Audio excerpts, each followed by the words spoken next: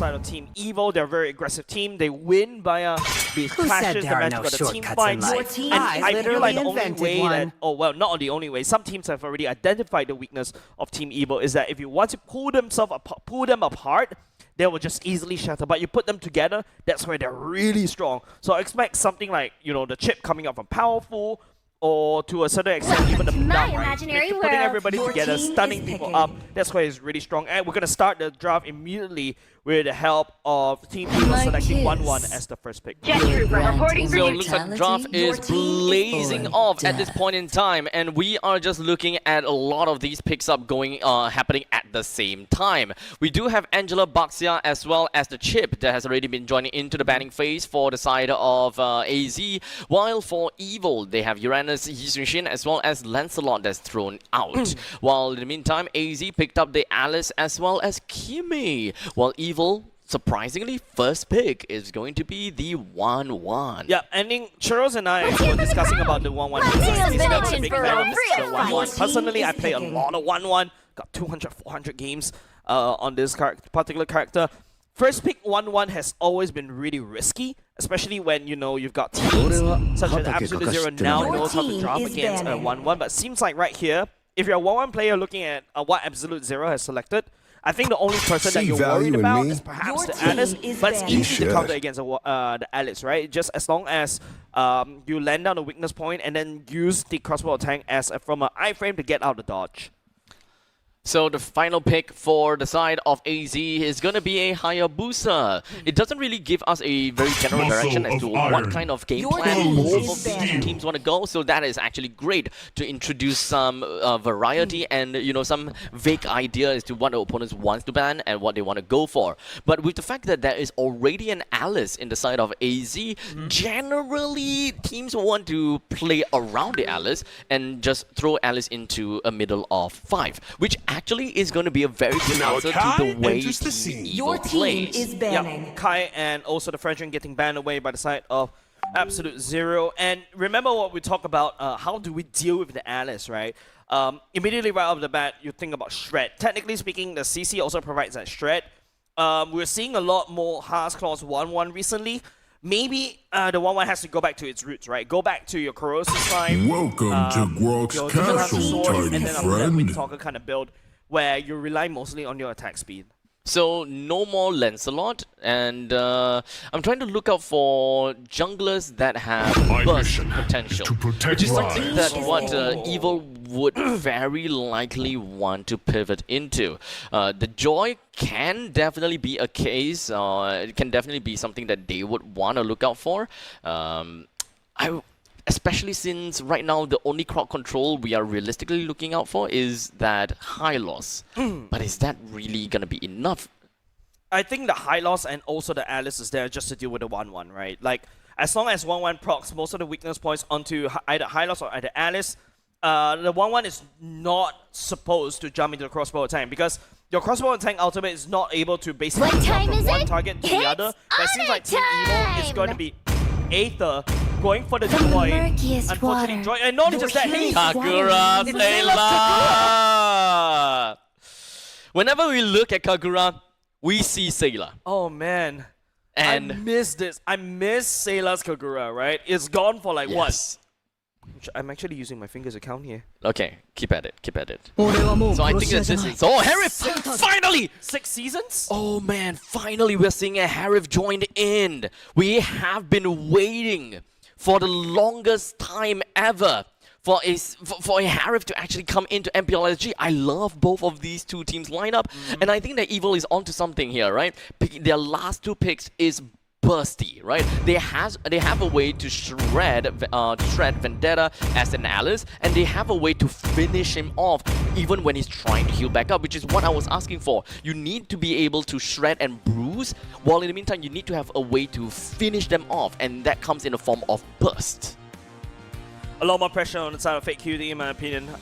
Newcomer when it comes of MPL Singapore, and also the fact that he's also been a community pop stomper, and he's finally graced this higher percentage to play extremely well, right? Assassinate, the either Kagura or even the 1-1 or even a Joy, hopefully speaking, right? Because there's so many squishy heroes. But there's also another thing that Ven could also do as a 1-1 is that, oh sorry, not Ven as a 1-1, Sayla as the Kagura is that Kagura needs to find the Kimi, usually hiding all the way at the back behind your Alices, behind your Hylos, juke, bypass, and get out. And I haven't seen execute in MPL for a long time, Abstract. Yep, but that is what a Kagura would love to have in her kit, right? So regardless, there we go. Ladies and gentlemen, we are going into the Land of Dawn with the Joy that will be starting in the orange buff, while Absolute Zero's Hayabusa starts off in the purple buff. And that will lead both of the junglers to flow over to the gold lane. We'll see how that is going to influence the rest of the game from this point onwards. Yep. Definitely excited to see the Kagura and also the Harry, like what you mentioned, right?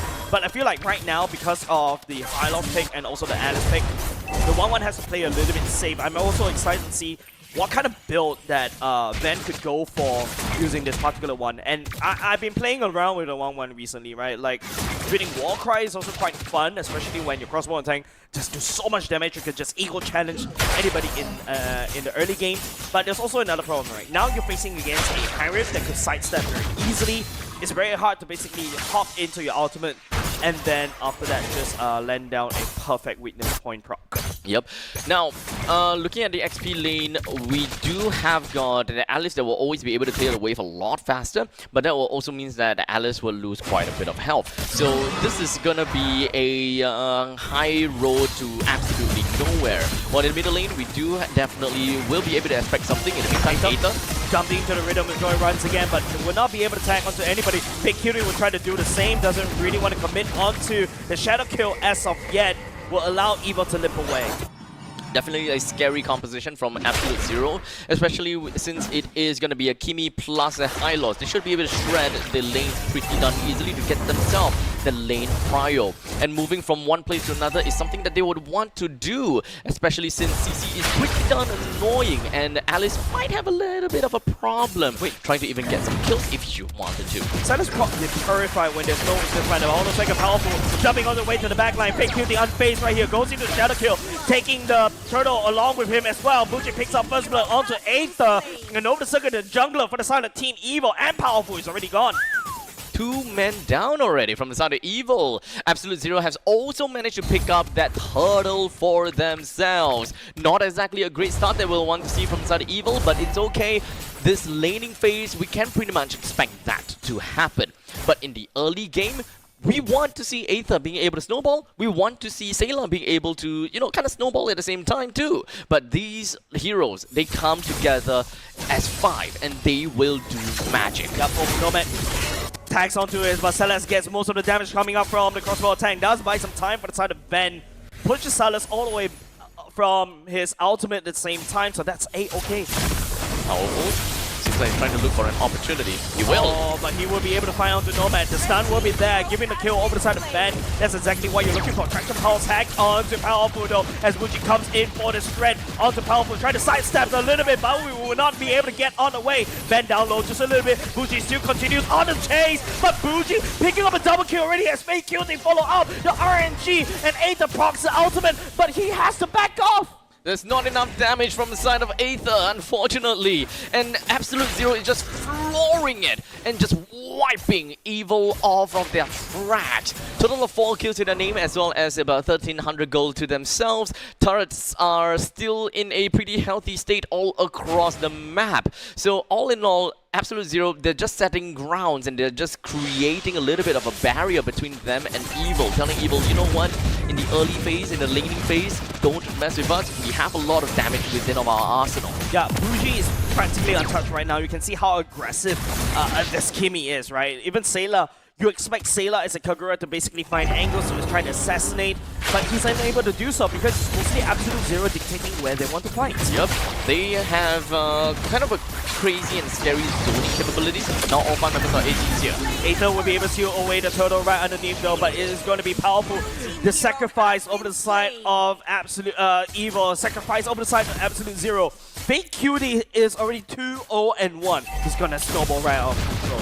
Now down to the bottom lane, AZ want to take as much as possible out of these energy shield to definitely just bump up the gold of Bougie right now, since he's definitely going to be one of the main win conditions to be able to just gonna get a good power level going on about. Yeah, nice side step will be able to allow Gear to dodge away from the traction pulse, but the critical, shredding down Vendetta super easily. I don't think Vendetta was expecting that kind of damage.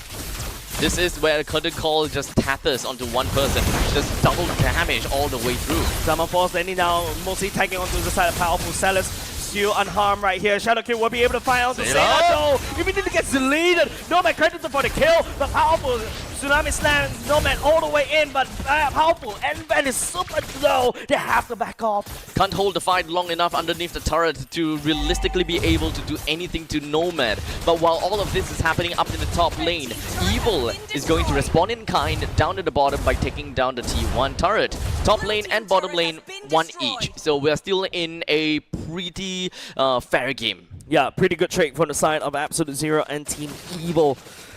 I mean, right now it's still mostly the momentum skill swinging over the side of Absolute Zero, but hold on a second, the ultimate coming up from the side of Vendetta will be able to lock Team Evil all the way down. And not only just that, Bougie picking up a kill onto Gear as well. Fake Killing coming for the flank, but will not be able to do so. Will be blocked by Powerful. The fight resolves with 2k gold in the lead for Absolute Zero.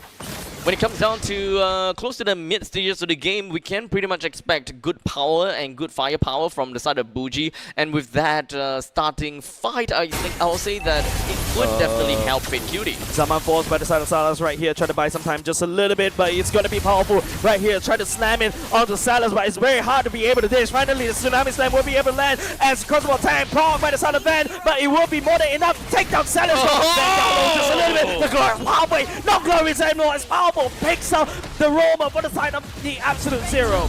That was an impeccable 2v2 fight, which did not even yield any death over to the side of Evil. That is a very good response as the fact that they know that they are not going to be contesting for the turtle down in the bottom lane. They could even potentially be able to take the T1 turret down, hopefully be able to hover right around a deficit of 1.5k, which is not going to do too much for AZ, since the main thing that we want to see is going to be Sayla as well as Aether. And that's exactly what we're looking for, right? Sayla blowing up Bougie, but unfortunately Vendetta will be there. Fake joining in the fight just a little bit, tags most of the damage onto Gear that has the vengeance activated as well, as Absolute Zero slowly crumbles under the pressure of Team Evil. There's too many people down in the middle lane though. If Evil really wants to crack open this one, it's not gonna be as easy as it seems. Completely neck and neck, Absolute Zero as well as Evil. They have managed to take down both of the T1 turrets and the side lanes. This is going to be an incoming brawl down the middle because both of them have the same objective. Take down the T1 turret in the middle lane.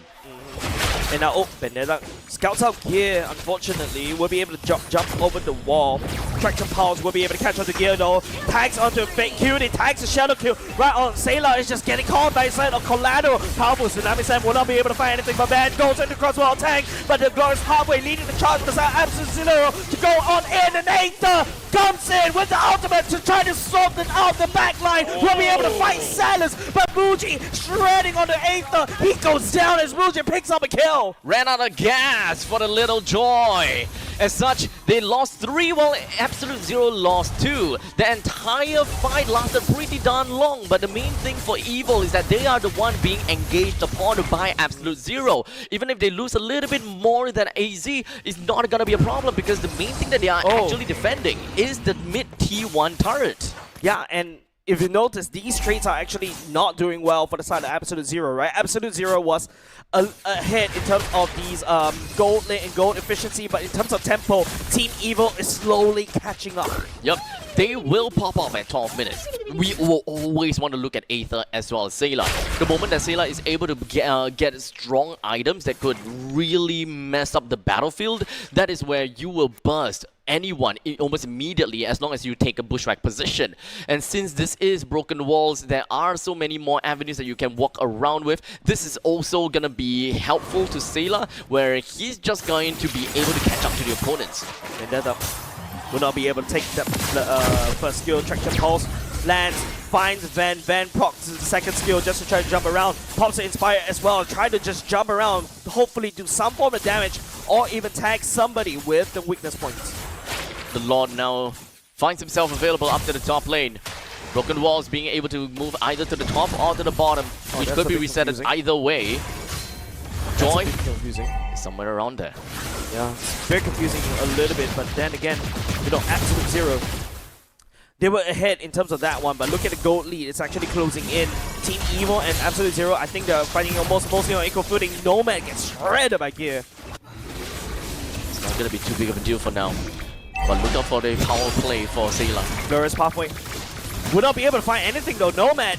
Glorious Pathway right there, but Powerful will be able to isolate Bougie and hopefully try to do something right there. Fake Cutie will be able to dash on away. Aether following suit at the same time. The Shadow Kill, but at the same time, the Summon Force will be land right in the middle as Bougie landing down the damage. But Sayla finds a kill onto Vendetta and then onto Nomad as well. Two members with the side Absolute down as Evil goes for the Lord. Fake Cutie did not manage to win in the 1v1 fight against Aether. He did not die though. He did manage to Shadow Kill, or rather, he managed to use his spot shadows to get himself out of the fight. But the main thing is not about the death. It's all about having themselves solidify their positions around the log pit. And if Fake Cutie has lost his OG Shadow Kill, no more quad shadows, not a lot of HP to work around with, you know that he's not going to be hovering around the lord to go for the steal.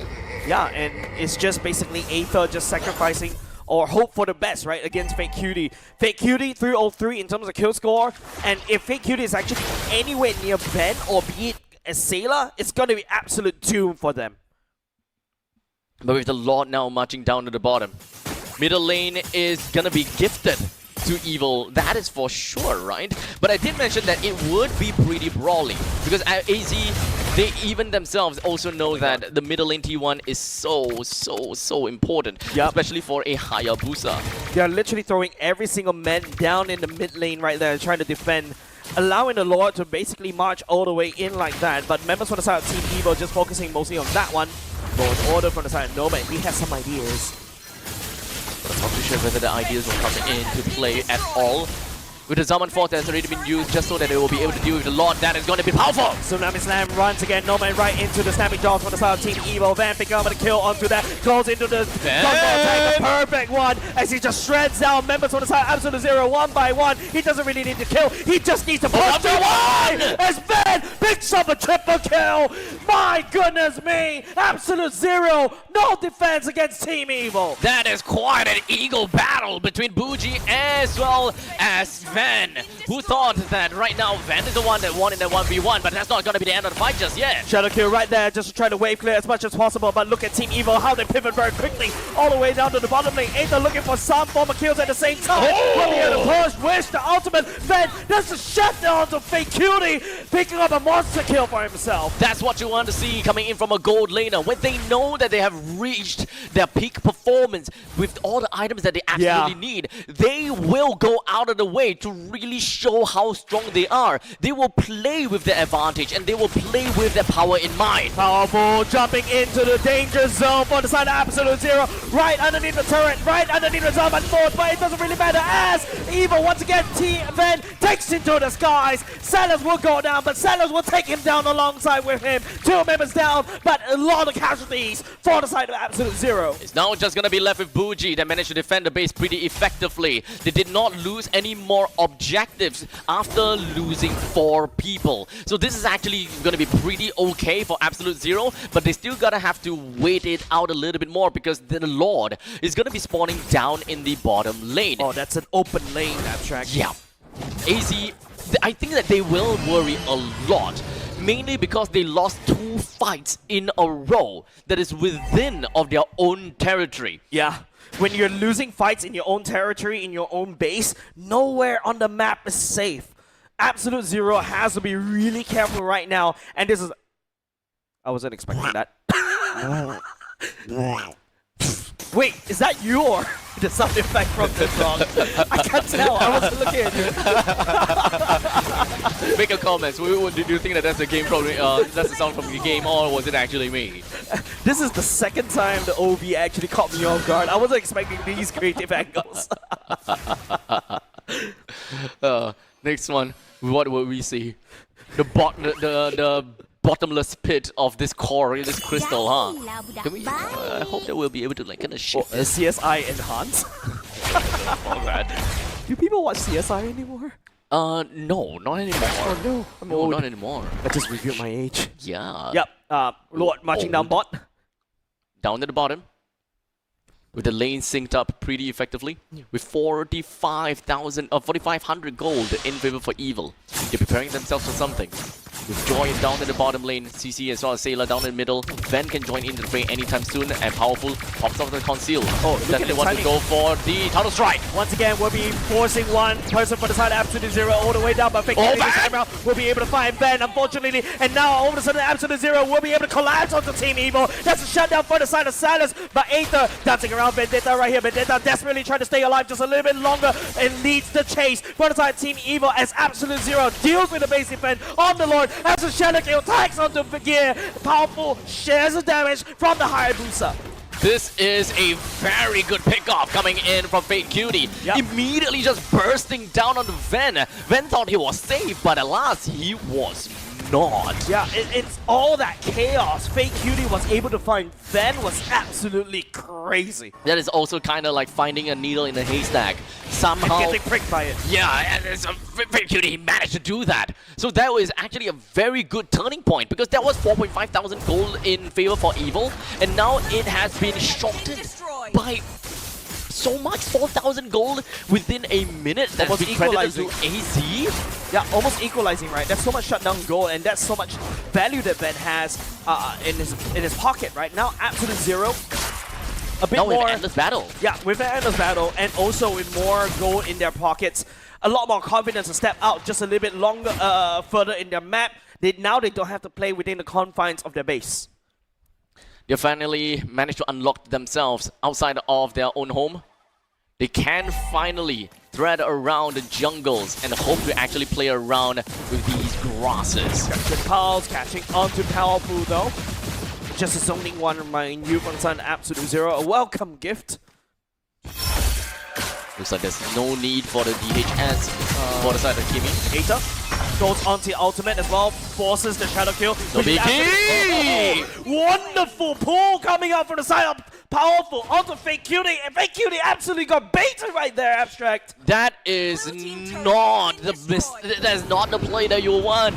It kind of seems as though it is completely free. It's totally fine to just go with the OG Shadow Kill because it's free. You can just go for it and I'll get the ultimate back later on. But now this is a fight without Fake Cutie. And definitely right here without the Lord, without Fake Cutie as well. The Lord right here, Absolute Zero is trying to delay as much as possible. But Fuji is getting down low. Ben will be able to deal with it. And Nomad down low at the same time. Aether credited for the kill onto two members at the same time. From the side, Absolute Zero goes down. They have no lanes or no wave in the middle lane, so might as well just go straight for the Lord, reset, and come back in a little bit stronger again to take on a fight against AZ once again. This is a 17 minutes Lord, by the way. I don't think he's evolved yet.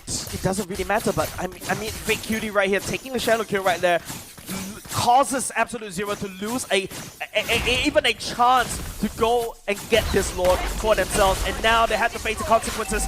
Ben cracks open mid lane already, and once again, Fake Cutie gets tossed down by the side of Powerful. Aether picking up that kill. Vendetta trying to make a play right here with the ultimate, but look at the shred coming out of Team Evil. It's more than enough to pin two members for the side. Absolute Zero down. Completely cycled. That's what AZ is going through right now. There's still a lot that's going to be marching down to the bottom lane, and we are looking at a 4 versus 3. What can Absolute Zero absolutely do at this point in time when the Lord is just going to be marching in? I don't think so. It is absolutely nothing because right here the Lord is actually marching menacingly right now. Aether stepping forward just a little bit to try to find the damage dealer onto Salas. Salas using the Zaman Force, but to not do in defense. Dab at the same time as Team Evil stepping all over the bodies of Absolute Zero, trampling them as they use the conses to take down the core.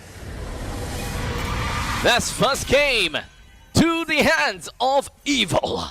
It didn't really seem as though that they might have a very good game moving forward to the late stages. We thought that it might be strong in the early game because of the way that they have dropped. His pseudo tankiness, and here you go. Here's the MVP of this game. Completely deserved. Ven is one of the few marksmen in MPL SG which I absolutely respect because he knows his power spike and he knows that he will threaten people and he's willing to take up the challenge. Yep. It doesn't matter. He don't just cower behind the team and just wait for an opportunity. He creates that opportunity because he knows that he can. Yeah, because once he picks up the Metafic gun, if you saw that, and this is also the Haas Claws build along with the side of the Sea Halberd, with the Pull Yourself Together to make sure that his Inspire comes off cooldown as quickly as possible. He just 832 GPM, he's just literally farming his enemies and basically just scaling out of control.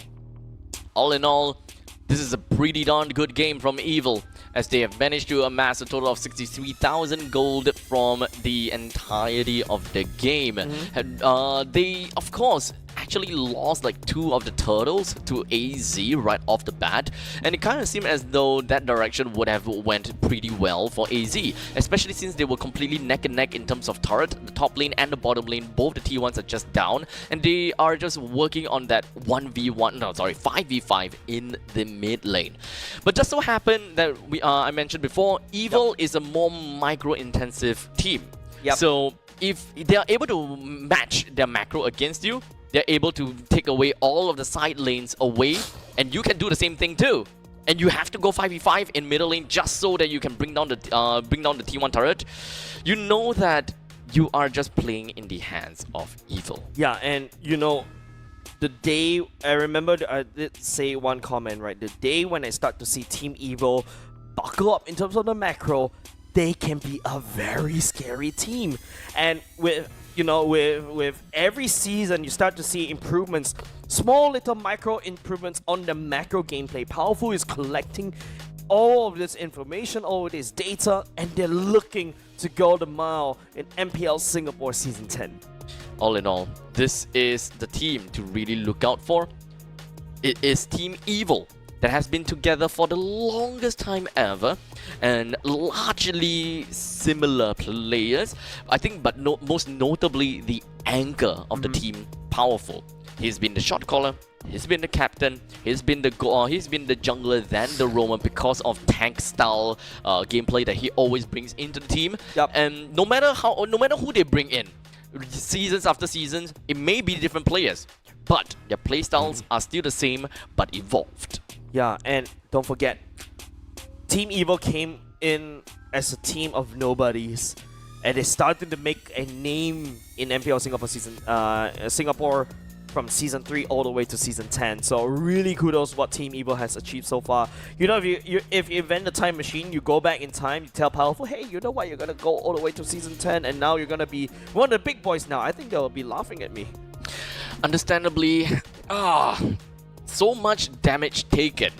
Massive amount of damage taken from the side of CC with 138,000. Powerful got 125,000. You know, they are just doing their jobs. But look at Nomad as well as Vendetta. Damn, 200,000 damage taken from them. But I think one of the most notable things is definitely gonna be Bougie, right? Bougie, all the way from the start to the end, he has been a menace. Yeah, he has been an absolute menace and just keeps on shooting little magic pellets.